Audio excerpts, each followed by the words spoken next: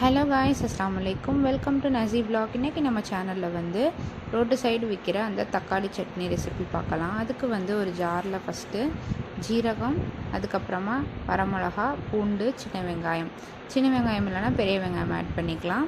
இதை வந்து அரைச்சி ஒரு பேஸ்ட் மாதிரி எடுத்து வச்சுக்கலாம். அதுக்கப்புறமா தனியாக 4-5 தக்காளியை வந்து அரைச்சி பேஸ்ட் மாதிரி வச்சுக்கோங்க.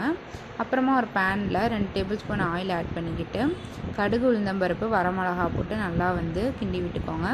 அதுக்கப்புறமா இந்த வெங்காயம் பூண்டு அரைச்சி அந்த பேஸ்ட்டை வந்து இதில் போட்டு நல்லா வந்து இந்த பேஸ்ட் எண்ணெயிலே பிரிஞ்சு வரணும். நெக்ஸ்ட்டு வந்து நம்ம அரைச்சி வச்சுருந்தோம்ல அந்த தக்காளி பேஸ்ட்டு, அதையும் வந்து இதில் வந்து ஆட் பண்ணிக்கோங்க.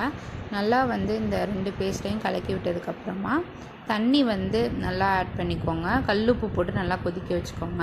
எவ்வளோ தண்ணி ஊற்றினாலும் இந்த சட்னி வந்து கெட்டியாகும். இதில் வந்து ஒரு மெயினான இன்க்ரீடியண்ட் வந்து என்னென்னா, புளிச்ச மாவு வந்து இதில் ஆட் பண்ணிங்கன்னா இன்னும் டேஸ்ட்டாக இருக்கும். உங்களுக்கு வேணான்னா ஸ்கிப் பண்ணிக்கலாம். இது வந்து அவ்வளோ டேஸ்ட்டாக இருக்கும். நல்லா வந்து இதை கொதிக்க வச்சதுக்கப்புறமா வந்து சட்னி ரெடி. இதை வந்து வீட்டில் ஒரு தடவை ட்ரை பண்ணி பாருங்கள் காய்ஸ். 2 இட்லி சாப்பிட்ற இடத்துல 4 இட்லி சாப்பிடுவாங்க. அவ்வளோ டேஸ்ட்டாக இருக்கும்.